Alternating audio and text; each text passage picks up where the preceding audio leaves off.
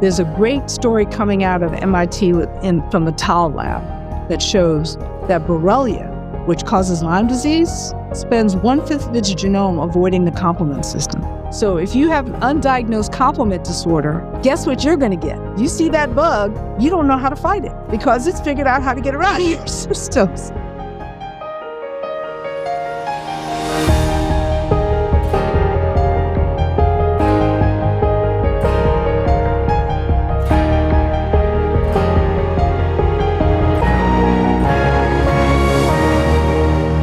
Welcome back, every bendy body, to the Bendy Bodies podcast. I'm your host, Dr. Linda Bluestein, the Hypermobility MD, a Mayo Clinic-trained physician dedicated to helping you navigate Ehlers-Danlos syndromes and complex chronic illness. Today, I'm joined by Dr. Dacre Knight, who is not only an expert in EDS, HSD, POTS, and mast cell disorders, but is also joining me as a recurring co-host. Dr. Knight is the medical director of the UVA Health Hypermobility Disorders Center, which is officially partnering with Bendy Bodies. Today, we're going to be talking with Dr. Maitland. I am so excited to chat with her as someone who has had lifelong allergies and mast cell-related symptoms.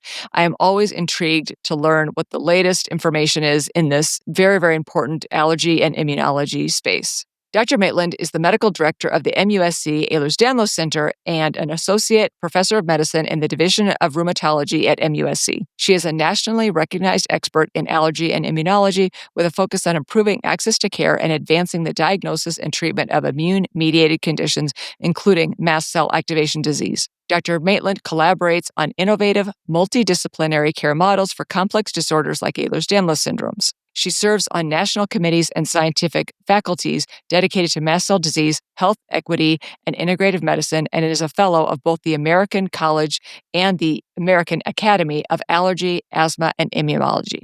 As always, this information is for educational purposes only and is not a substitute for personalized medical advice. Stick around until the very end so you don't miss any of our special hypermobility hacks. Here we go. Well, I'm so excited to be with Dr. Maitland here today, and of course, again, with Dr. Knight. Dr. Maitland, thank you so much for joining us. My pleasure. It's been a minute since we last chatted. Yes, it has been a lot more than a minute. And oh my gosh, I feel like so many things have changed in this space. It's so funny because I know sometimes people get frustrated, and very understandably so. It feels like things are just moving too slowly and we're not making enough progress. But we really have learned a lot of new things. You've been doing some fascinating research, and I would love to dig in particular, to this new paper that you published that looks at allergic disorders through the lens of epithelial barrier dysfunction. Can you tell us basically what that means and why you think this is the right time to have this conversation? Well, I would have to say within the past 50 years, we've seen a huge shift in the burden of disease. I would say since the 1960s, we started seeing the rise of both immediate disorders such as food allergies, rhinitis, asthma, and I would also say some neuropsychiatric and neurodevelopmental disorders as well, along with delayed hypersensitivity disorders like myasthenia gravis, multiple sclerosis, Crohn's disease. And there's been various theories that have been put forward to try to explain the rise of these hypersensitivity disorders. There was the hygiene hypothesis, but that wouldn't explain, individuals that live in communities that are not necessarily considered high net worth, that has the ability to maintain, huge hygiene issues, where all those disorders are on epidemic levels now. And so we wanted to understand why you would see such a dramatic change in disease. Like 1 out of 2 individuals are now being treated for an immune-mediated disorder. I find it hilarious that when we watch the Super Bowl, half of the commercials are some medication to suppress some aspect of our immune system to control some chronic disorder. And so the best set of ideas that I thought brought it together was the fact that we have so changed our environment that the genes that we've inherited to detect and respond to classic dangers, when our ancestors weren't living with, filtered water and food supplies that are supposedly protected, and, we were using pine sol, now we're using all these type of cleaners.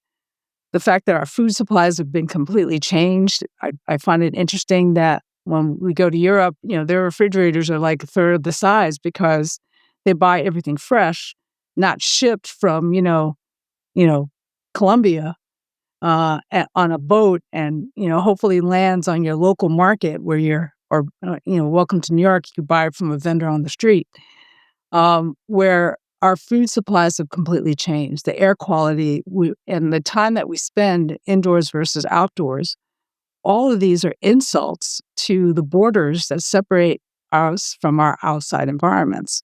So you're talking about the skin and the linings of all the internal organs, whether you're talking the respiratory tract, the gastrointestinal tract, or the urogenital tract, they're under assault. I would have to admit that we live in a very toxic environment that just happened within 30 years. And I think the children were the first to manifest, but us more seasoned individuals have caught up. And now we're seeing that when individuals have like chronic upper airway condition, or they have food intolerances, or they can't even tolerate going into Bed Bath & Beyond, not to besmirch one of the national organizations, but when people are spraying things into the air, the first thing people will do will go to an allergist, and the allergist will skin test, but essentially looking for an antibody that sits on mast cells. And I would have to say within the past 10 years, maybe 15 years, there was a growing number of us who would say, patients are reacting and allergy testing is completely negative. So clearly, there must be something with the borders and how the borders recognize danger, and then how it responds to danger, which is if you watch any like Animal Kingdom show, you have to be able to detect danger in order to not be eaten. So, if you've bitten by some Jumanji creature, you're not going to be taken out by a toxin. And so what we have inherited from our ancestors, which served our ancestors well in that type of environment, has been completely changed by industrialization. And I would have to say the best theory that's been put forth is the epithelial border or barrier hypothesis, saying that there are things in the environment, both chemical triggers, infectious triggers, and also physical triggers that act as injury to the borders. And the borders are not just some passive gate keeping us apart from our environment. They have the ability to detect danger and call in help. And the first line of defense isn't the mast cells. It's actually the somatosensory nerves. And I would say the Nobel Prize that was awarded to two gentlemen on the West Coast, Dr. David Julius and Artem Potampionian. I always mispronounce his name, so I apologize. But they showed that the somatosensory nerves actually have receptors that can detect toxins and dust mites. And that can actually sensitize the skin or the respiratory tract as a danger. And now the mast cells will be called in because the alarm has been set out. So I would have to say that I started to appreciate individuals that were reacting, but allergy testing was completely negative, dating back to the early 2000s. And it really wasn't given a name until 2010, 2011, and was given the name mast cell activation syndrome, which are basically the cells that have been found in sea squirts to birds to reptiles to humans. And guess what they sit next to? They sit right next to the nerves in between the blood vessels and the epithelial barrier. So you have this triad whose job is to detect danger, sound the alarm, and call in appropriate help.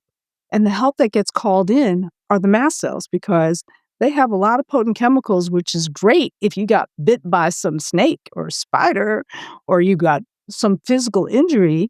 They have a host of chemicals that you want out there to contain that danger and then clean up after the danger is contained.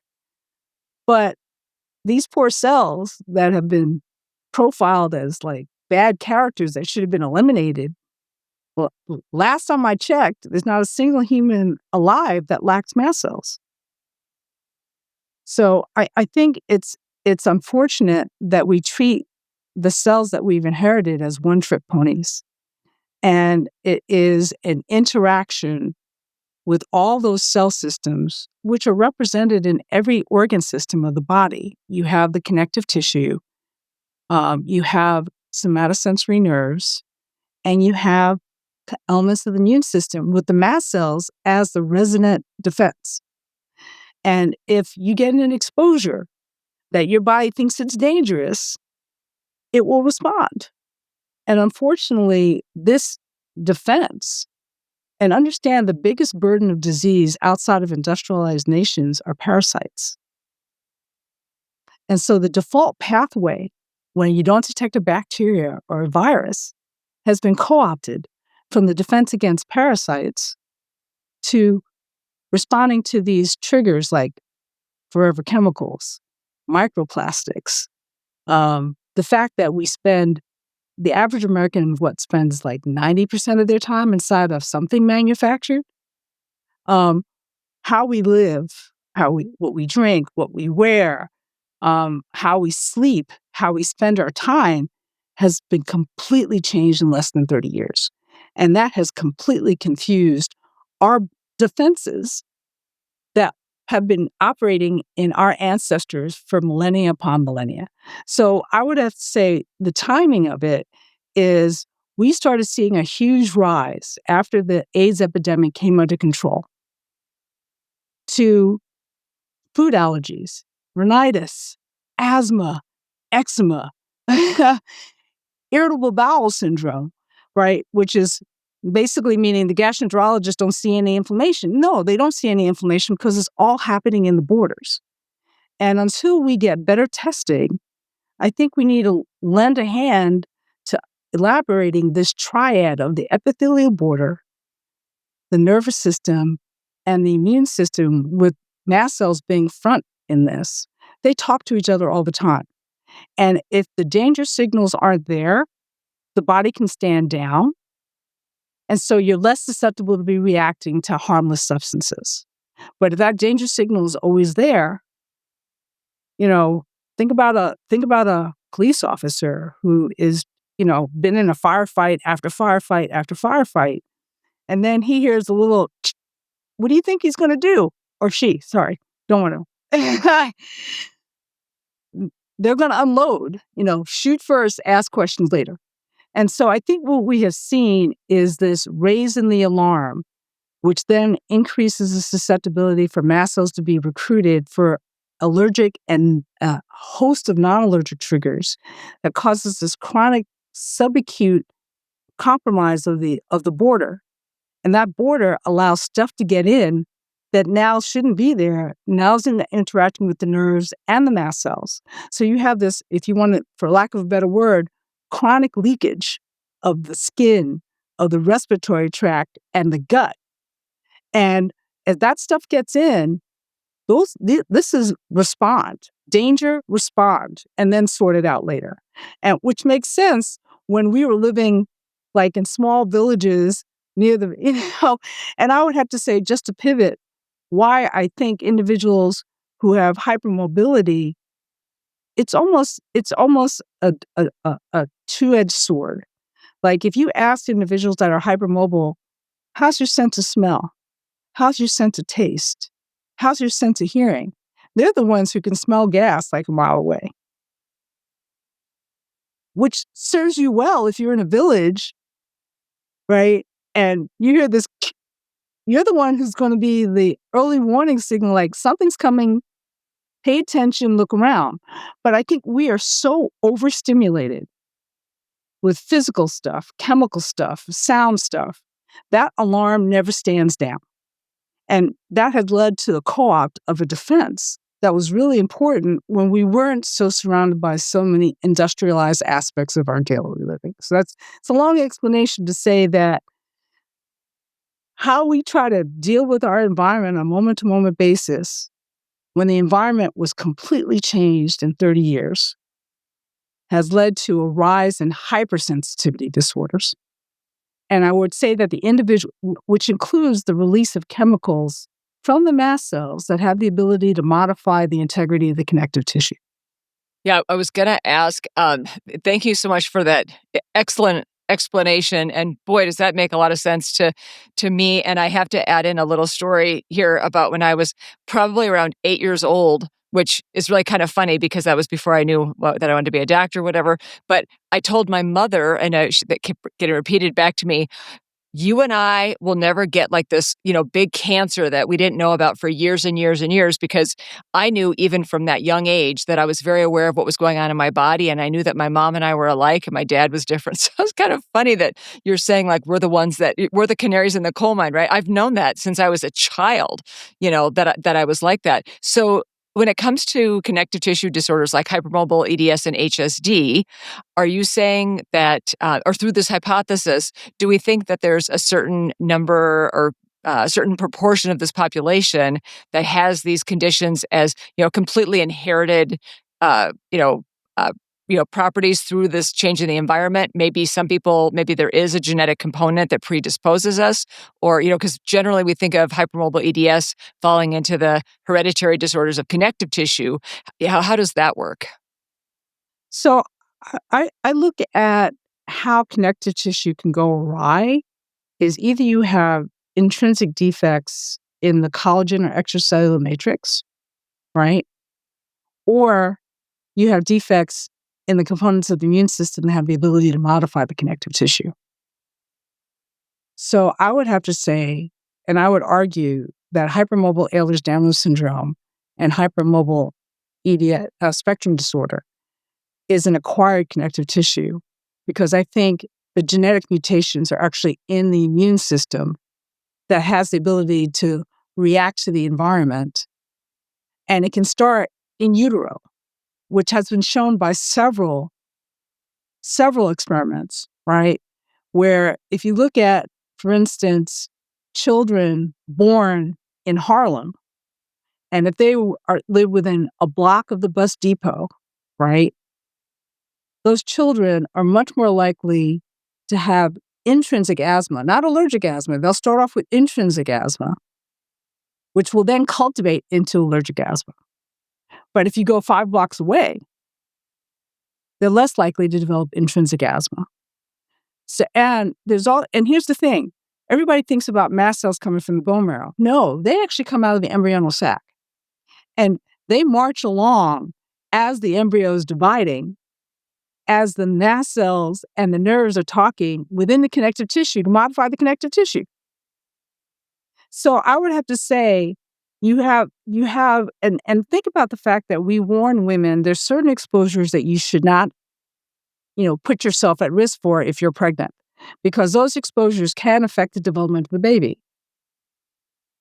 That also includes food, and that includes infections, that includes chemical exposure. So think about DES that was used for, individuals that were having horrible morning sickness. Or actually, some of them was morning, day, and night. But anyway, the point is, I think it's important to understand that in order to maintain your metabolism, you have to maintain this homeostasis of bringing in what you need and excluding what may be dangerous or potentially what I would call frenemies. Like these are squatters who are waiting for an opportunity to get in and cause problems. So you have to have an intact barrier. But that barrier is under attack from things that you drink, that you apply to your skin, to a climate that allows you. Think about all the individuals that develop highs from cold or water or sunlight or vibration, right?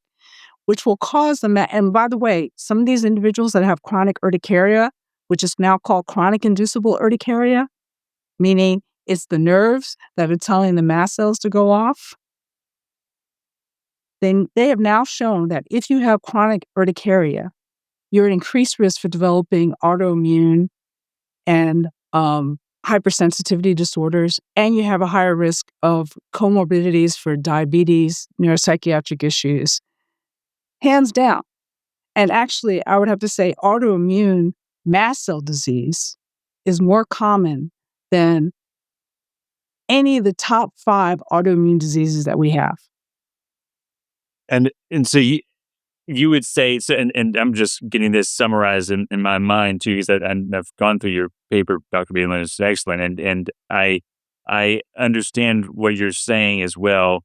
And all of this is what you described then as the epithelial barrier hypothesis, right? Is that there's an epithelial insult, right, that is picked up and is kind of it's manipulated through the body, and then we see all these reactions. Is that a fair summary? Yeah. I would have to say, like, one of the earliest papers that I saw regarding the risk of developing peanut allergies in children was out of Europe. You know what the biggest risk factor was? Mothers that were using cold-pressed peanut oil to moisturize their baby's skin, Mm, wow. right? And so literally, and we know that sensitization can go through the skin. Everybody thinks it goes through the gut. I'm like, no, it actually starts earlier than that. And because it goes unrecognized and unchecked, the more you keep on ringing that danger signal, the more the mast cells are going to call in help. And especially the help that they typically call in, unless there are other signals that they're getting, are going to be eosinophils. So if you think about some of the disorders that we see, for instance, University of Cincinnati Children's Hospital showed that children that were hypermobile or had a connective tissue disease, whether you're talking Ehlers-Danlos syndrome or Marfan's, were 3 times as likely to develop eosinophilic esophagitis. And that was observed 15 years ago. And that's also to keep in mind, like you just said, yes, certainly gut, but really any epithelial layer, skin or otherwise, can be a point of concern, right? So like you Exactly. mentioned, like the peanut oil, right? So and we that's just adding to the surface area of that could be a risk. So and one thing too, I know you and I have had these discussions, but I'll also just bring in another as you described it that's our human species has been evolving over the past, what we say, 300,000 years or so. And there has been so much that has changed in such a recent, just a minor fraction of that whole span of time. And if we think about plastics, right, that these were not around beyond the middle half of the 20th century, right? So, I mean, it was just a shard, but we get a lot more understanding about microplastics and things like that. And I would presume you think that kind of folds into this as well, right? The concern of microplastics and so forth. Well, first of all, the one example I always use is The Graduate, right? Where, the next door neighbor is like, the future is plastics. And I still remember that commercial in the early 1980s where they said plastic was the future. I'm like, what does that mean? and and I have to tell you that some individuals are so sensitive, especially the hypermobile people, like they have to have special IV tubing because if you I'll give you an example. I had a woman who spent 2 years doing IVF to get pregnant, and she had twins. Right? She was having twins. And she was iron deficient. So the hematologist was giving her iron. And every time she got one dose, one time she was just itchy, he gave her Benadryl. He's like, okay, I'll just pre-medicate you with Benadryl the next time. Pre-medicated with Benadryl. She got itchy and started to wheeze. He's like, okay, I'm done. You're going to go see Maitland. You know what he did, though? He sent over the IV tubing. He sent over the alcohol preps, and he sent over the iron preparation. And everybody thinks iron can do it. But what's really interesting and what people don't know is that DHEP and PVC is typically found in the cheaper IV tubing. And they will not allow that IV tubing in PICUs and NICUs because they show that, and nobody tells us because it's much more expensive, but that tubing will interfere with the development of the urinary tract of preemie males. So all I did was I went over to the NICU when I was at Mount Sinai. I'm like, hey, can I get some tubing? And then brought it back and gave her IV fluids with a slow IV push. And this is why we make recommendations for anybody who has hypersensitivity issues. Be careful with the tubing. Don't push, because if you push, you will elute off that chemical right into the vasculature, which will be considered an injury by the connective tissue. And then you'll end up with an infusion reaction which is really a nerve-mediated vascular mast cell response. So and if you think about what kind of IV tubing was available before the cheap plastic stuff, that was stuff that got autoclaved, right? Because my dad was a surgeon, and I was like, what's that little device you have over there? He would autoclave everything, and everything was in glass. Syringes were glass. Everything was glass. Petri dishes were glass. Everything was glass. And the conversion over to plastic only happened, like I would say, the late 80s, early 90s, when the HIV epidemic was taking off, and everybody was worried about, are we autoclaving enough to kill whatever was in that tubing? And so now we started to move over to plastic.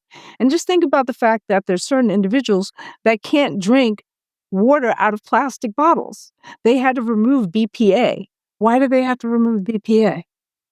So we were, in order to have these more inexpensive, more abundant goods, whether we're talking clothing, whether we're talking hardwood, engineered hardwood in our homes, or we're talking our food, there have been things that have been added in order to make them more abundantly, make them more cheaply. But literally, our exposures, and I'll tell you, there have been 3 lawsuits that I think will be really important to illustrate how what we wear, the time we spend indoors, and the air we breathe.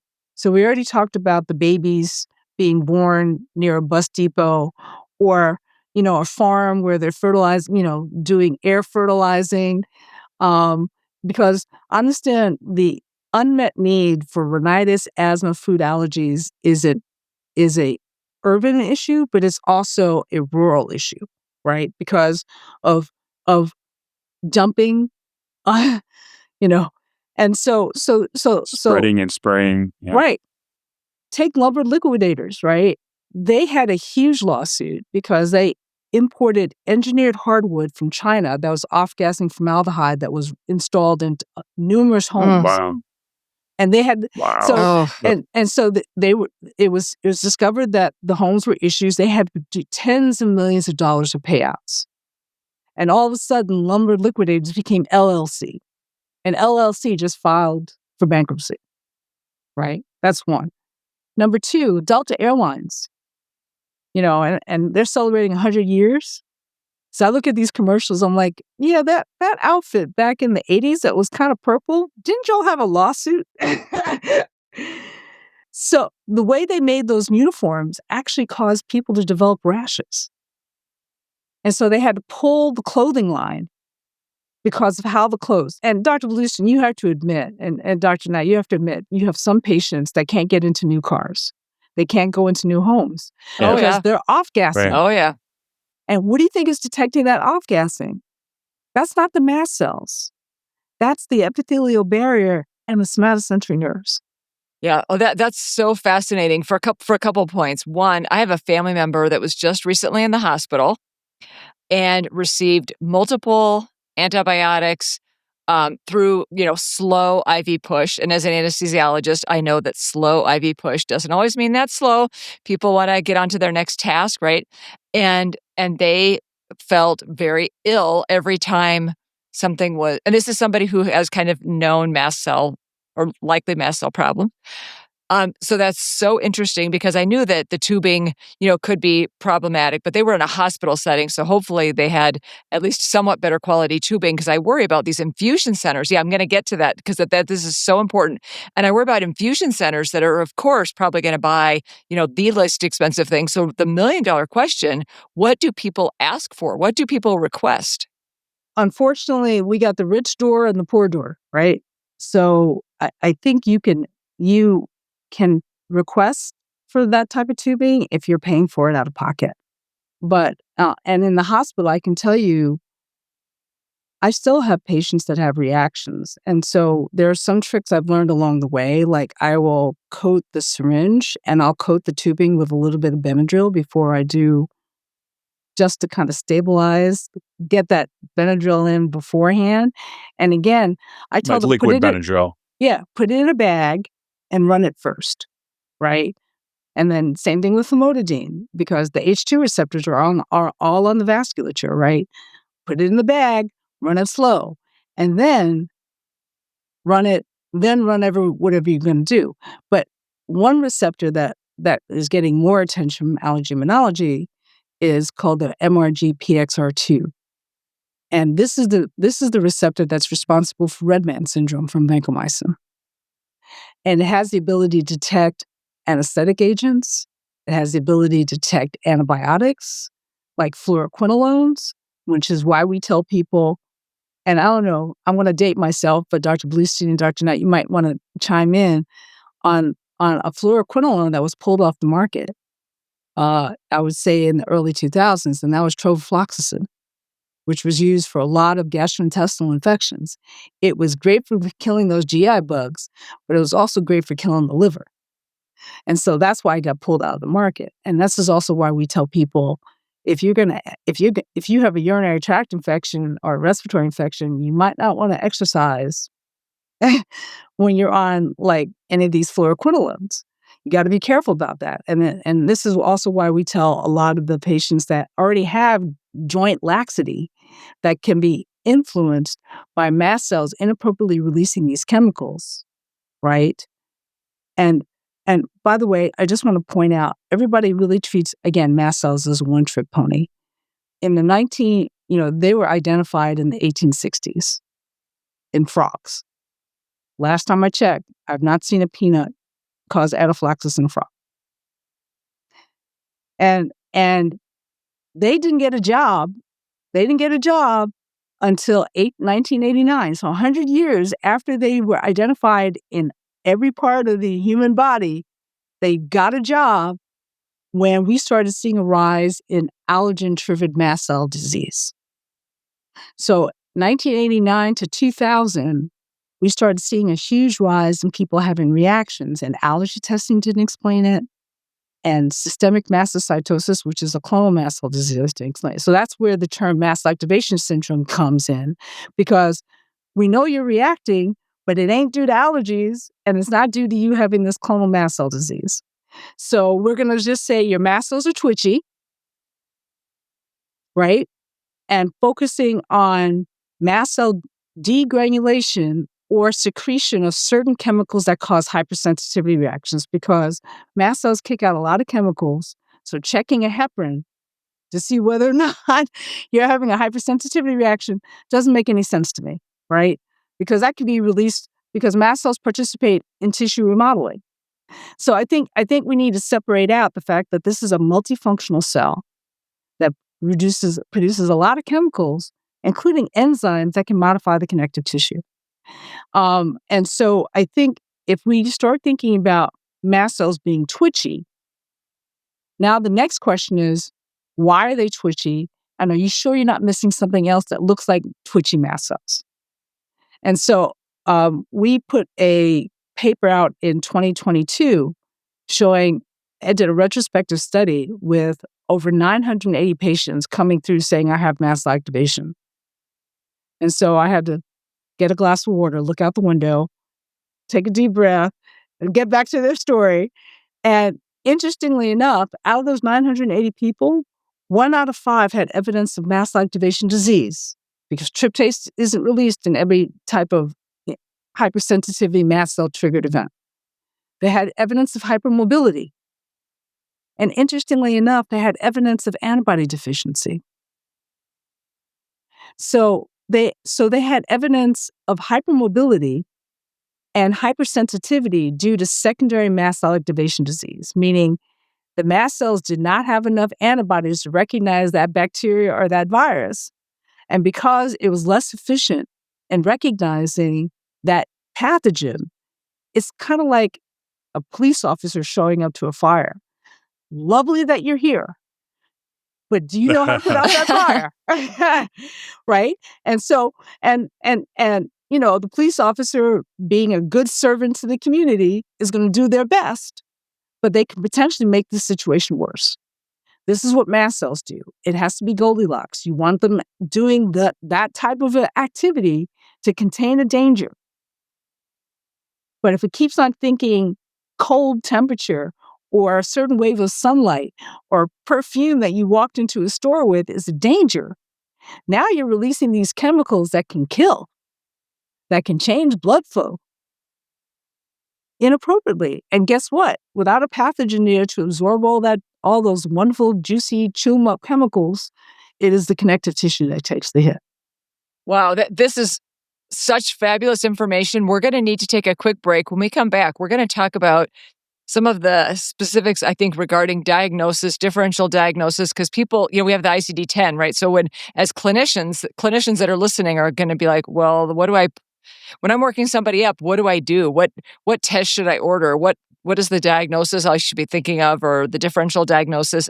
But also, I know people are going to be wanting to know, what do we do about this? What are the treatment options? So we're going to take a quick break, and when we come back, we are going to be talking more with Dr. Maitland about this such important topic. We'll be right back. I'm super excited to tell you about the Bendy Bodies Boutique. I am so proud of our fierce styles and flexible designs. These are created by hypermobile artists for hypermobile shoppers. There are so many fun items, from clothing, accessories, home goods, and my favorite are the bags. I especially love the Weekender tote with one of the EDS Tough designs. Whether you're shopping for yourself or someone you love, there's so many options to choose from. A portion of the proceeds goes to support EDS nonprofit organizations. For more information, please visit bendybodiesboutique.com. Thank you so much for listening to Bendy Bodies. We really appreciate your support. It really helps the podcast when you like, subscribe, and comment on YouTube, and follow, rate, and review on all audio platforms. This helps us reach so many more people and spread the information to everyone. Thank you so much again, and enjoy the rest of the episode. And we're back with Dr. Ann Maitland, who's been enlightening us on all things related to mast cell. And just to get right into it, because I know we've got still a lot of area to cover, though we cover so much. I have this experience, and I'm sure Dr. Bluestein does as well, and I'm sure you've seen it so much and been asked about it, Dr. Maitland, that a patient would describe some various symptoms, what may be thought of as allergies or some hypersensitivity, and then they report that they'd been to the allergist, their testing was normal, right? So allergy testing is normal, looks great, but just to make sure that we validate patients and we don't miss patients that would otherwise fit in certain models of assessment, what things do you look for? Would you tell others to look for that trigger ideas about mast cells and give some, direction to treat?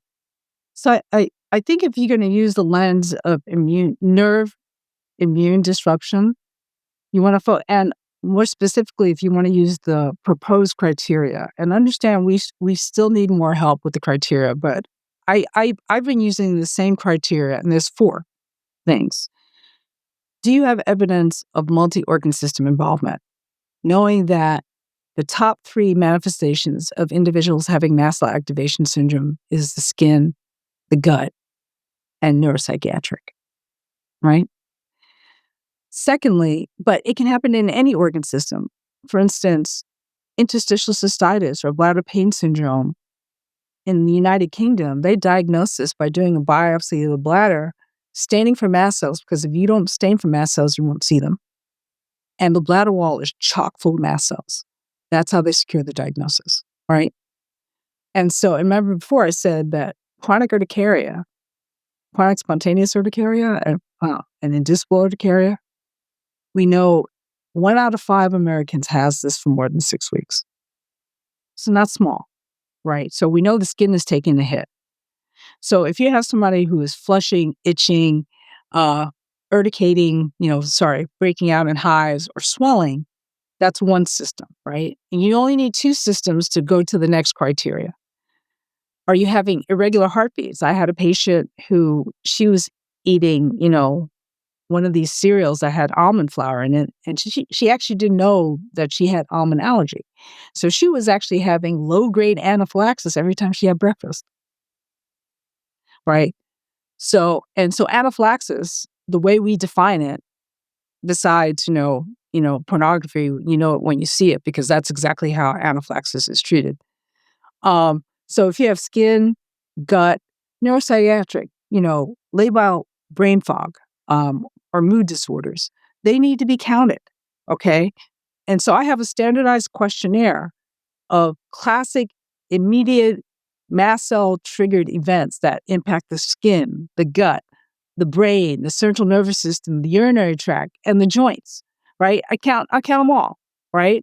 Give the patient the benefit of the doubt who has had on average 6 to 20 years of symptoms, right? Then do you get better with medications? Not cured, but do you have some improvement that goes after some of the mediators that cause these hypersensitivity events, right? And by the way, I can check a tryptase all day long for food-induced anaphylaxis, and it's never elevated. So we have to look at other ways. But the other ways are methylhistamine and the prostaglandin metabolites. And guess what? They're also made by basophils and neutrophils. So is this a mast cell problem? Right? And then, but I would say the gold standard to identify whether these tissue resident immune cells are problematic is to take a look at them in the tissue. And you have the gut because everybody gets, scoped, and stain for mast cells because, again, if you don't look for them, you won't see them. So I have a hematology oncology colleague who, and I tip my hat off to him because he asks to go back and look at endoscopies and colonoscopies and see if mast cells are misbehaving. But we don't have enough data to say, like eosinophilic disease, if you have these many mast cells, is this mast cell activation disease or not? So I'm kind of leaning into knowing the risk of all these hypersensitivity disorders. If you get better with diphenhydramine or loratadine or famotidine or leukotriene, or you get on omalizumab or Xolair for your urticaria or your asthma, or 6-month-olds that have food allergy, right? Or Dupixent, that's indicating that your mast cells may be contributing. So you have a strong data that your mast cells are misbehaving. And generally speaking, mast cells will not stand down. They're better than the agent in 24. So just putting them and rotating antihistamines and parking people on a diagnosis of MCAS is a disservice, in my opinion. I think you need to figure out why your mast cells are misbehaving. And it breaks down to two things. You got broken mast cells, something's going on within the gene structure of the mast cells themselves. So systemic mastocytosis, monoclonal mast cell activation syndrome are rare. There's less than 35,000 cases in the US. What's not so rare is hyperalpha-tryptosemia, which is the equivalent is thinking about a police officer, instead of walking around with a 6-shooter, he's walking around with an AR-15, right? So when the mast cell degranulates, it's like, right? But interestingly, and that is an autosomal dominant inherited mast cell problem that affects at least 6% of the Caucasian population.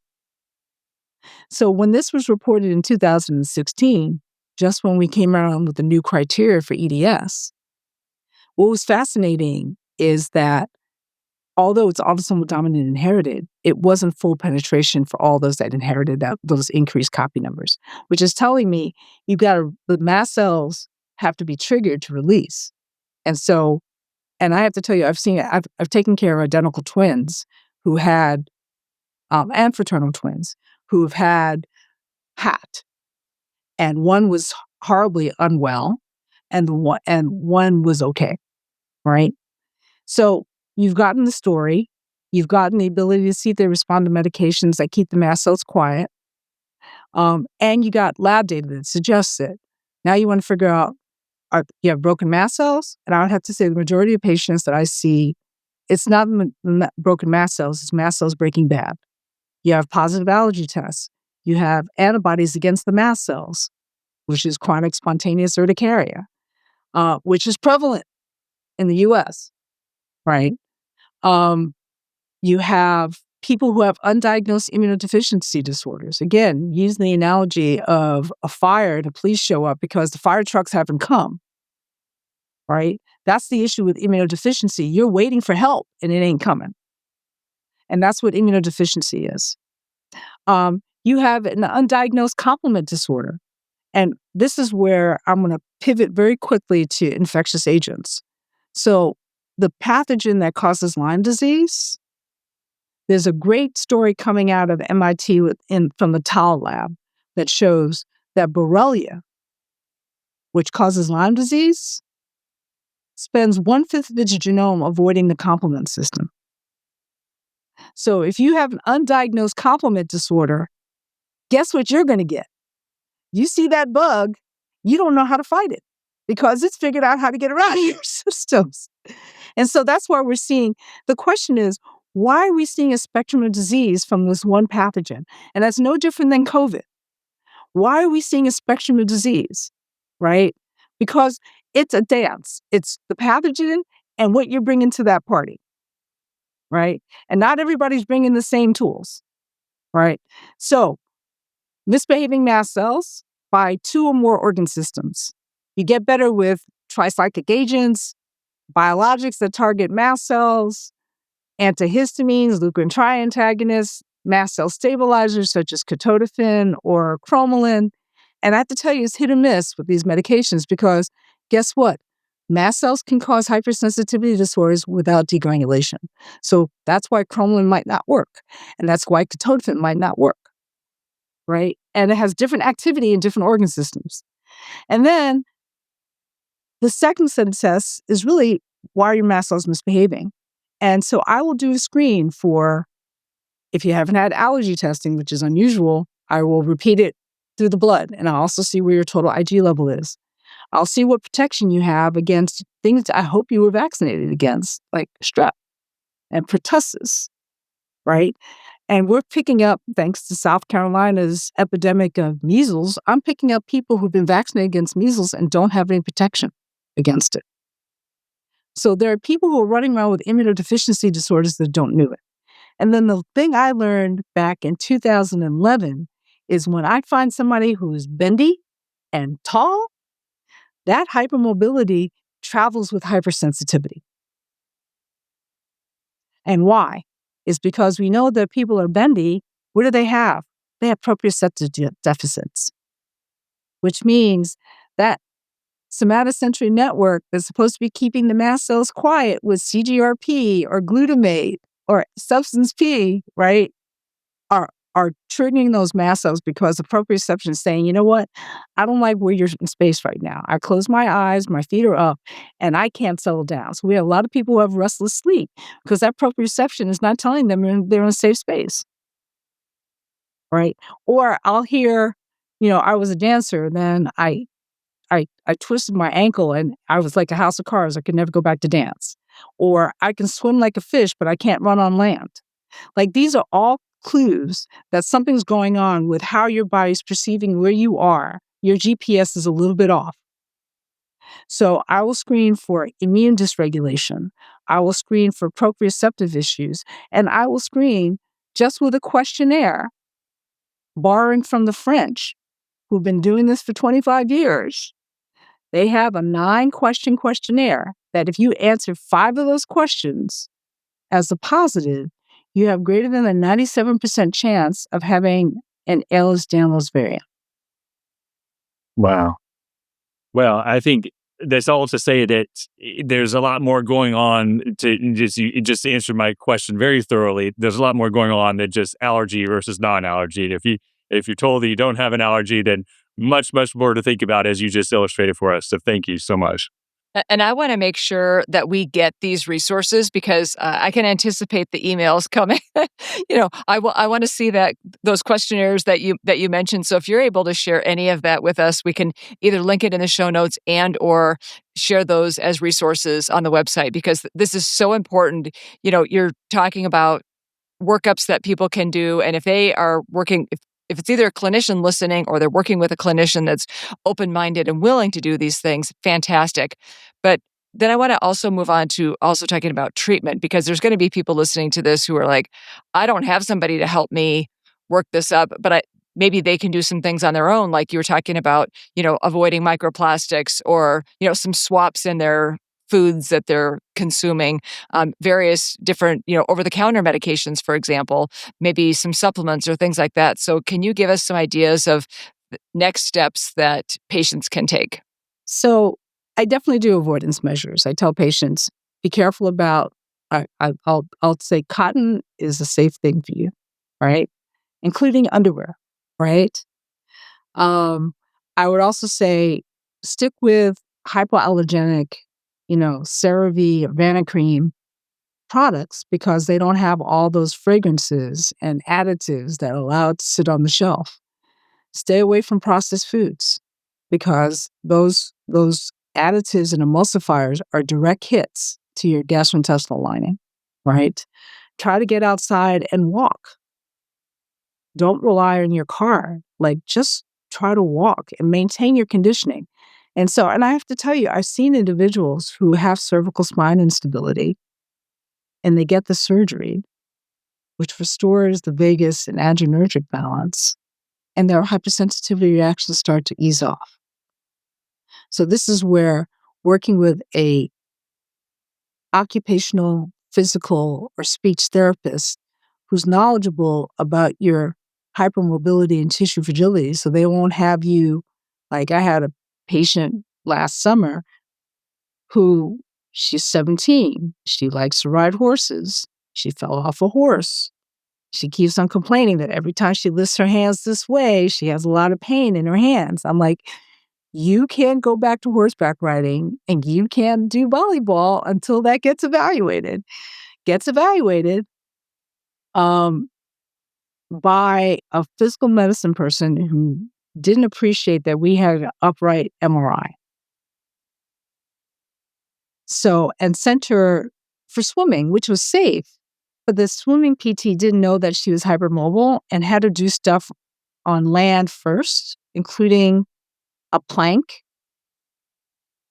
which caused her to have more pain. So I think it's really important that you go to people that are EDS savvy if you're going to do physical therapy, because conditioning goes a long way.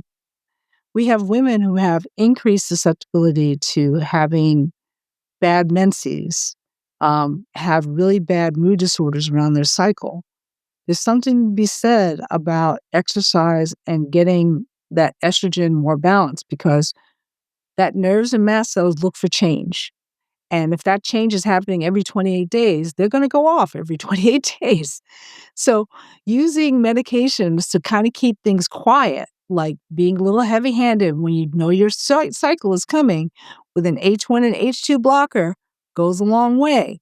I believe, I forget who the authors were, but they came out of Minnesota that talked about the role of like vaginal suppositories that have either Benadryl or cromolyn in it.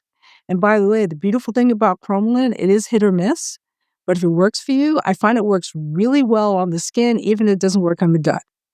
There are eye drops, there's no drops, in addition to the ones that and there's a preparation for the lungs as well. And then you have doing physical therapy in the water, because that's just better information proprioceptive wise. And you want to stay conditioned. And also, I'd be really careful about limiting your diet. Years I've been doing this, I've never recommended a histamine-free diet. I don't know what that means, right? Like, I've had chronic inducible urticaria for 25 years. I eat strawberries. I eat all this stuff. I don't have a problem, right? So I would have to say I follow the diet that's typically recommended for people that have eosinophilic gastrointestinal disease as a guidance. Just do it for a couple of weeks. See if you see improvements, because I don't want you becoming nutritionally compromised. I cannot tell you how many people come through and their vitamin C level by blood is undetectable, like they've been on a pirate ship for the past 6 months. B1 and B2 is down, right? And I also tell them with their cookware, please stay away from those nonstick pans. Use steel or iron. Stick with glass as much as possible for storage of your foods or drinking vessels as well. So their weight, and then again, clothing, what you eat, and restoring that sleep-wake cycle is really important. Get that brain to calm down, right? And if it can't, you need to figure out why. Yeah. Wow. There's so many. Okay. So I made several notes here that I wanted to follow up on. First of all, cotton underwear, not to be TMI, but yes, changed my life. That's for the boys and the It's a, girls. Boys and the girls. yeah. Yeah. Oh, yeah. Oh, yeah. I mean, it is shocking to me, and that is why this podcast is so important to me, because there are little things that we can do that can be hugely impactful. And so I'm so glad that you shared that. And I have a patient, I've had a couple of patients actually, who thought they were going to have cervical fusion, craniocervical fusion, and they were able to avoid the surgery because we got their mast cells and their immune system and their epithelial barrier, all of that under better control through these modifications that you're talking about. And their instability improved dramatically enough that they did not need the surgery. So I'm a fan of everything that you just said. I use Cormolent eye drops myself. So I think this is all fantastic. What about when you're talking about cookware? What about like ceramic cookware? Are you familiar with that? Because I read that was supposed to be okay. That's what I replaced mine with. Definitely agree with you. Ceramic. What I like about the iron skillets, throw some peppers in there if you tolerate it. That's a good way to get iron and vitamin C in you, right? Um, I just think avoiding things that can elute into your foodstuffs and beverages is really, really important. And those nonstick pans, I don't know what the chemicals they're using to prevent your food from sticking, but it's getting into your food. So I would definitely recommend, in many ways, I would have to say that the child that taught me that I was a miseducated allergy immunology specialist, although I suspected it for years, was a 4-year-old who had seen over 40 practitioners, and 1/10 of them, no, 10 of them were allergy immunology specialists who tested him for allergies, for his anaphylaxis, his asthma, his regression for neurocognitive milestones. Um, and I just listened to the story. And apparently he came out rashy. He was hiding when he came out, right? And um, the pediatrician did the first thing. It's like, I don't know what you have. So a lot of people, if you only have 15 minutes to talk to a patient, slow your roll before you throw them onto a diagnosis. He says, I don't know what you have. I want you to try some simple things. I want you to keep breastfeeding, just stay away from that processed cow's milk. Try to keep your diet straightforward. I want you to just use cotton, avoid those indoor play parks because they're just festering with heaven knows what. And he got better for a year. He was running, he was playing, no joint pain, no anaphylaxis, no asthma. That pediatrician retired. Pediatrician who just graduated from residency said, why isn't your child on milk? And so here's where someone who does not have the life experience of a seasoned practitioner will cause you to slide right back into a bad hole. Within 2 days, he was hiving, he was having asthma, he's having reactions to foods because he said, started putting milk into his diet. He went up and down I-95 to all the named pediatric hospitals and their specialists, including gastroenterology, psychiatry, because, moms start taking their kids to a lot of doctors. Up comes that medical child abuse concern, nutrition, dermatology, pulmonology. They all said allergy, allergy, allergy, allergy, except for the 10 allergists like, no, your IG is less than 10, and every test we looked at is negative. So he was in my office when I was in private practice in Tarrytown. He was sitting on the floor in a W, and I'm internal medicine trained. And I don't know why I remember this, but I'm like, I don't think a 4-year-old should be sitting on the floor in a W. And then I looked at mom, and I'm like, you're kind of long and lanky. Do you have Marfans? And she's like, no, I think I have Ehlers-Danlos. And that's when I realized, I had one board question on Ehlers-Danlos, and I literally said, you're not going to blow a blood vessel in front of me, are you? And she's like, no, I think I have the classic because we weren't up there with that terminology. Yeah. And I'm like, don't know anything about that. Hold on. And I have no problems taking out my phone. I'm like, can I just look? And I basically said, okay, you know what? I only know 2 cells that can do this, nerves and mast cells. And we just started appreciating that nerve-triggered mast cell urticaria was coming out with cold, vibration, and pressure. So I said, let's keep it simple. And again, cotton. If you're still breastfeeding, keep breastfeeding, but take milk out. Take out the big 6. I want you to start using cromolyn, and I want you to start using it in cream first. He did great. He went from 6 foods to 168 foods within a year. No anaphylaxis, no asthma, no rhinitis. He had a rescue inhaler when needed. He was using cromolyn eye drops. And actually, cromolyn nebulizer for the practitioners, people focus so much on the 100 milligrams for 5 mLs. The 20 milligrams, but for 2 mLs is still out there, right? And as a nebulizer, that's great because guess what? It doesn't get absorbed. It's great for physical triggered asthma. You can actually take a couple of those vials, throw it into cream so you don't have to be reliant on nasal chrome, right?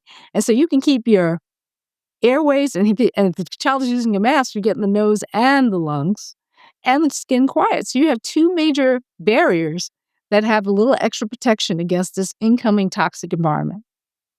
And so that was my aha moment on, wow, I've been taught if people have multi-organ system, is allergy or not allergy. And not allergy was like this huge non-existent bucket.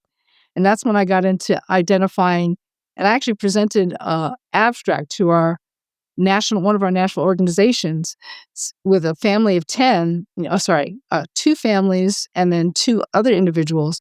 All their IG levels were less than 10. Their tryptase was less than 3. And I'm like, mast cells are misbehaving. By the way, they get better when I use antihistamines and cromolyn, and they're bendy. so, so the past president of this organization is like, are you telling me I need to bend people to see whether or not they have a mast cell problem? I'm like, yep. so, and that's when I kind of fell into EDS. Well, and you actually took a lot of the questions. I came into this thinking of some questions already. You got them. You nailed them. So thank you for putting all those things together in treatment. And I know we're about at our time, but I'm like reflecting back from our conversation from the beginning. We're talking about epithelial barriers and things like that. And I see and what we've done with modern technology and foods and drugs and everything, that we've made great advances, right? There's great medical miracles that we've come upon, but also at the same time, it's almost like we created some diseases of its own, right? Of this development and the progress, as we call it.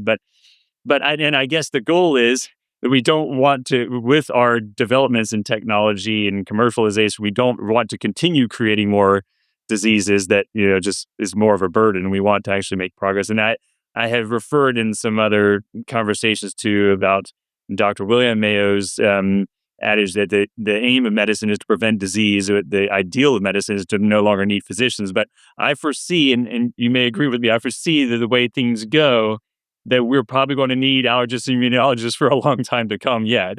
And, maybe it's unfortunate, but thinking about the message to patients and, thinking about what we've been discussing, and I kind of counsel patients on this because certainly there's a lot of things to be aware of, to be careful for triggers and so forth. My question was do you think it's like a trigger that they're exposed to, or is that kind of a sequence of triggers?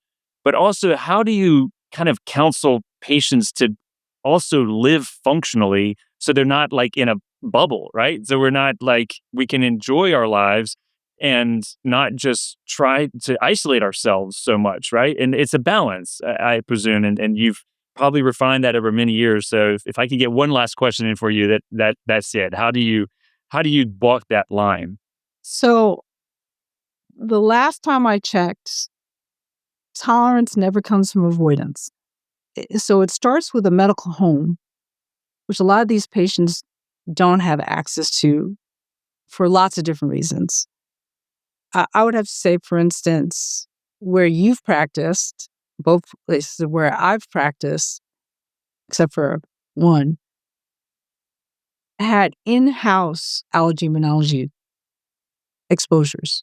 The residents saw it, medical students saw it.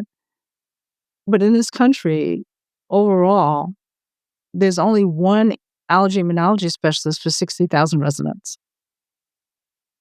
So there's very little exposure in the medical school. There's definitely less exposure unless you do a rotation, right? So a lot of people, again, you don't see it, you don't know it. And I think it's important to find a practitioner. And and if anybody knows me, they know I don't particularly care for the term provider. I'm like, I've been studying too long to be called a provider. um, you need that patient practitioner partnership, right? Different 3Ps, right? And it has You to can't be just leave someone off on their own, right? And I think it shouldn't be, you don't have this, so I can't help you anymore, which is not true. So that old adage of if you can't measure it, you can't help it is malarkey.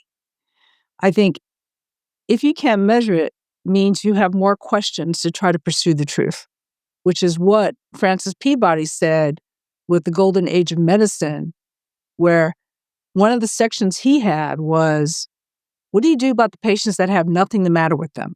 Like completely negative tests, but multi-organ system involvement.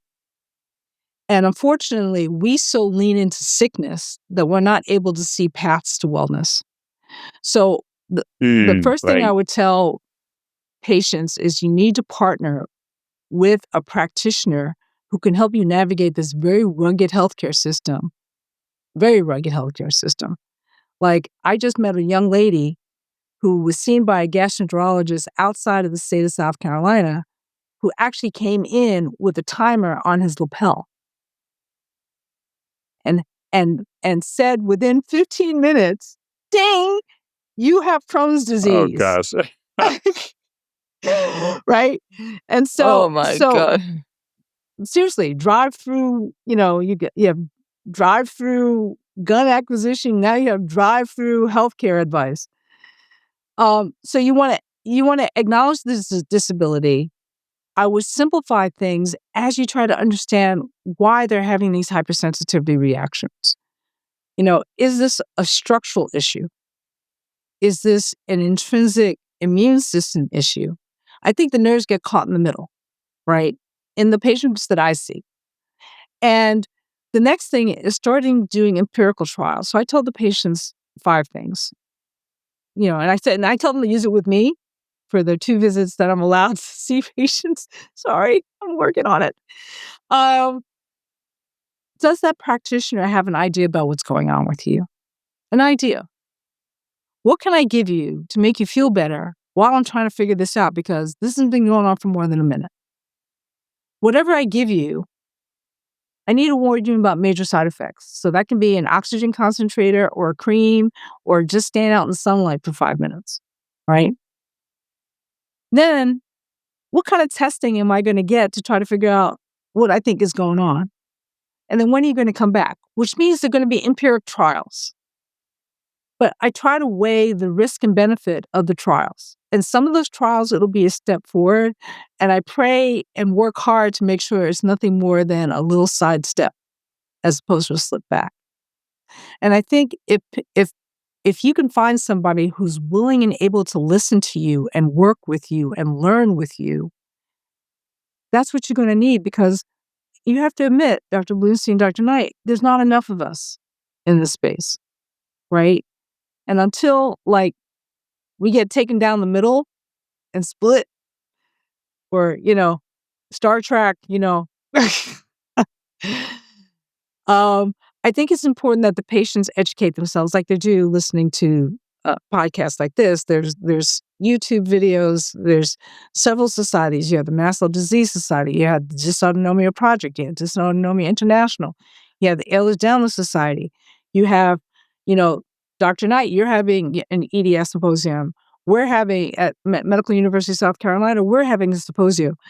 And keeping those dialogues going while we develop other educational avenues beyond the ECHO programs. Like, what can we do to have group visits for patients? Because I feel in many ways I'm repeating the same stuff with each patient. So can we develop novel visits structures that'll be helpful, that can be covered by insurance? So not everybody gets shut out just because they don't have the right insurance or they can't get into Virginia or South Carolina. So that's on the patient side. On the practitioner side, get off your high horse.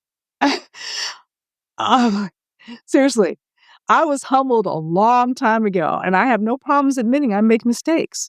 But I think unfortunately, we've been trained to be scared of making a mistake. But I think if you give the person your best educated advice and say, I'm not sending you out with medication and come back in 3 months. Again, building that medical home is really, really important. And that foundation is being challenged by lots of different things going on in our current healthcare system. And it's not just our health system. You go across the pond, it's the same thing, but just for different reasons. I think we have to get these observations and we need to accelerate because there's a lot of information out there that needs to be cut through. And unfortunately, the adage from 20 years ago is the same now. A newly appreciated observation takes 15 to 20 years to get into the general biomedical community. So, it's patience, but again, like not everybody can get into South Carolina, but I will offer peer-to-peer consultations. So if you have a practitioner who's willing to learn, I'm willing to get on the phone with you. It's a small fee, but it's just because it's taken away from time that I have regarding my responsibilities with all that I'm trying to do at MUSC and all that you're trying to do at University of Virginia and all that you're trying to do, Dr. Bluestein, with echoing it out. So I would say education, education, education, education to accelerate appropriate testing, education based on scientific research to say, okay, do we have better ways to figure out mast cells are misbehaving besides taking a piece of your skin or taking a piece of your bone marrow or your gut? There has to be a better way of doing that. Appreciate the fact that this nerve mast cell issue causes neuropsychiatric issues and whether we're talking mood disorders, attention deficit disorders, which the Band-Aid got ripped off on that with COVID. So, I mean, this model, I believe, applies to chronic fatigue. I think it applies to long COVID. I think it applies to individuals that had some type of accident, infectious or chemical exposure that just took that final Jenga. And I would have to say, people who are bendy, a lot of them don't appreciate their bendy because they're like, I'm not as bendy as that person in the yoga class. Well, that doesn't mean you're not bendy. so I think again, and getting practitioners to understand if you see somebody who's bendy, even if they're on like methotrexate for rheumatoid arthritis, that does not mean that they're not bendy. So joint stiffness does not exclude joint hypermobility. So I think it's education of the practitioners, education of the healthcare system. Like if you want to reduce the care of these patients who are going to 20 different specialists and primary care and jumping, if you want to reduce that bill, let's start doing some more tailored targeted testing.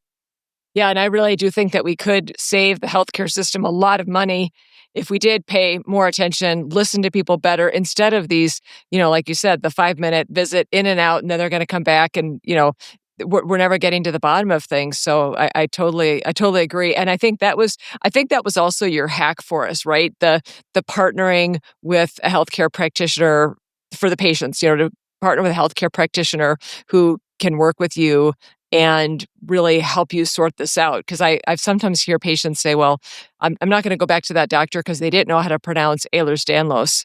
And it's That's not good enough. Exactly. That very well might not matter. If they are compassionate and if they want to learn and want to help you, that's what you need. I've heard Dacre Knight say that in presentations as well, and I've been saying that to people for years. Yeah. I'm like, seriously, I can't tell you. I'm like, I had to learn this. I didn't learn this at any of the places that I trained. I didn't learn at any places I trained. As a matter of fact, let's end on a happy note. So let's just say there's a critical mass. There's a critical mass of healthcare practitioners and clinician scientists, and I love the program that Chip Norris has at MUSC because guess what? He now has a lecture in the first year medical school class. He now has sponsored lunches because if you just feed them, they'll come. Yeah. Right? That is true. And what's really interesting with my clinic, I now have medical students rotating through. So I have 30-year medical students rotating through, and everyone has come through saying, I didn't know about this. I didn't know about this. And they take it to other places where they're rotating through. It's like, and those practitioners like, well, I have EDS patients. I didn't know that MUSC had an EDS center. I'm like, well, I won't say that too much because we're still dealing with a huge wait list, but we're trying to spread the word that I think a lot of practitioners think that there's nothing that can be done. And if I can stop a physical therapist saying, yes, you're bendy, but there's nothing that can be done, or a rheumatologist says, yes, you're hypermobile, but there's nothing that can be done. If I can stop that, that's a win. Yeah, for sure. And I want to point out just a couple of quick things before we wrap up here. Number one, we will attach the Big Six also to our resources because I know Dr. Maitland mentioned the Big Six, and people are probably going, "Oh my God, what's the Big Six?" So we'll make sure that we give you that as well. And also, I do want to just point out because we also are saying using the word bendy. There are people who are bendy who are just fine. I have friends who are bendy in their 70s and they're just fine. Now, they grew up in a different environment. So, maybe their epithelial barriers, so I just want to point out that distinction that there are people who are, more or less bendy, but have lots and lots of immune dysfunction. And there are people who are, quite bendy, but that for various other factors, they're able to function really well. So there's so much that goes into this. And this has been such a fantastic conversation. I really appreciate both of you being here. It's really been wonderful. Before we go, Dr. Maitland, can you tell us where we can learn more about you? And also if you have any special things that you want to share? Well, one, thank you for the invitation. I always enjoy catching up with kindred spirits in this space. So I would have to say, I have MUSC is really cultivating a program. So that's one. Two, I still have a private practice that I'm able to kind of do peer-to-peer consultations, and that's called Clinical Paradigms. And then there are books that I've written chapters in that I think are very helpful. The one that I kind of recommend the most is called Transforming Ehlers-Danlos Syndrome, an Epigenetic Phenomenon. The first author is Danes, Daens. This is actually work that was kind of anchored out of the French's EDS Center, which was anchored by physical medicine and rehab. And so they have a lot of good, personal hacks. I do want to emphasize, if you suspect that you have POS or orthostatic intolerance, and it's amazing how people get acclimated, I would lean into the Bateman clinic where I don't think people need to be subjected, and I'm a little bit biased, but I don't think people need to be just subjected to a tilt table. I think just doing orthostatics appropriately will give you an answer whether or not there is dysregulation of that nerve mast cell component as well. And so the Bateman Horn Clinic has really good data there. And then again, I would say the Mast Cell Disease Society, TMS for a Cure, the Ehlers-Danlos Society, Dysautonomia Project. And I have a couple of other chapters coming out with some books that talks about neuropsychiatric, nerve, epithelial barrier, mast cell dysfunction as well. I'm looking forward to those. Yeah. Yeah, me too. And I think both of you are hosting conferences in April. So maybe Dr. Knight, you can tell us briefly about the conference that you're hosting, and then Dr. Maitland can tell us about the conference that she's hosting. Absolutely. Well, if you like what you heard today with Dr. Maitland, I'm pleased to share that she'll be speaking at our symposium in April 9th and 10th, and it's available online. You can register online, and it is in person here in Charlottesville, Virginia. Registration is free. So anyone is welcome to attend, and I don't have a link offhand, but if you just type in Ehlers-Danlos Symposium UVA, you'll see it in Google. So feel free to register and get more of Dr. Maitland if that's what you want. I know I do. Flowers and chocolate are in the mail. No.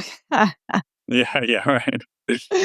No. Well, first of all, I appreciate that invitation. And to kind of pivot to what we're doing, it's called mind2026.org. And that's April 21st is the EDS day. We're bringing in some great speakers to kind of just review that nerve mast cell dysregulation and how joint hypermobility can be used as a screen for neuropsychiatric issues. So we're really looking at that barrier mind disconnect that has happened and has been kind of fractured in our modernization of our environments. Okay, wonderful. Well, thank you so much to both of you for being here. And Dr. Maitland, really appreciate you sharing this super valuable information and what a great lens to look at these conditions that we've known are complex and we know are multidimensional, but we've been really, struggling in some regards, although we have lots of tools. So that's why this is so important for people to listen and share and spread the word, because this is a easy way for people to get information. They don't have to leave their house, and it's accessible to most everyone. So thank you again. My pleasure. We're all about keeping hope alive. Well, that was such a fantastic conversation with Dr. Maitland, with guest host Dr. Knight. And I love looking at these conditions with a completely different lens, because we know that there is so much more to being hypermobile, to having connective tissue disorders, mast cell activation syndrome, dysautonomia, etc. So it's so important to be keeping our minds open and be thinking of all the possible ways in which our immune system and other systems could be contributing to our symptoms. Thank you so much for listening to this week's episode of the Bendy Bodies podcast. If you'd like to go deeper, I share additional education, clinical insights, and resources in my newsletter, The Bendy Bulletin, which you can find on Substack at hypermobilitymd.substack.com. You can also help us spread the word about connective tissue disorders by leaving a review, sharing this episode, or sending it to someone who needs it. These small actions truly make a difference in raising awareness about conditions that are still widely misunderstood. And don't forget, full video episodes are available every week on YouTube at Bendy Bodies Podcast. As many of you know, I offer one-on-one coaching and mentorship for both individuals living with connective tissue disorders and people caring for them. You can learn more about these options on the services page at hypermobilitymd.com. You can find me, Dr. Linda Bluestein, on Instagram, Facebook, TikTok, X, and LinkedIn, all at Hypermobility MD. As part of our collaboration with the UVA Ehlers-Danlos Syndrome Center, we also want to share some of their helpful resources. For questions or appointment inquiries, you can contact the UVA EDS Center at ruvaedscenter@uvahealth.org.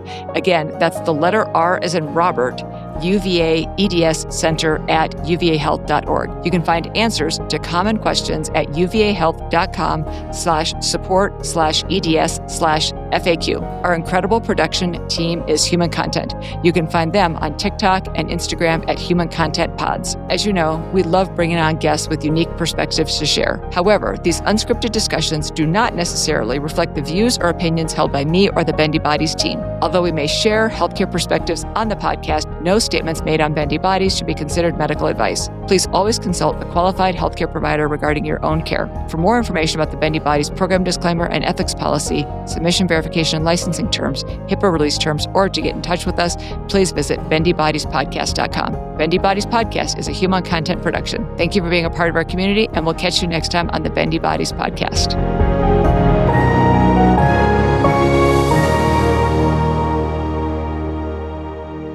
Thank you so much for watching. If you enjoyed this video, give it a thumbs up and leave a comment below. I love getting your feedback. Make sure to hit that subscribe button and ring the bell so you will never miss an update. We've got plenty more exciting content coming your way. And if you're looking for more episodes, just click on one of the videos on the screen right now. Thanks again for tuning in, and I'll see you in the next episode.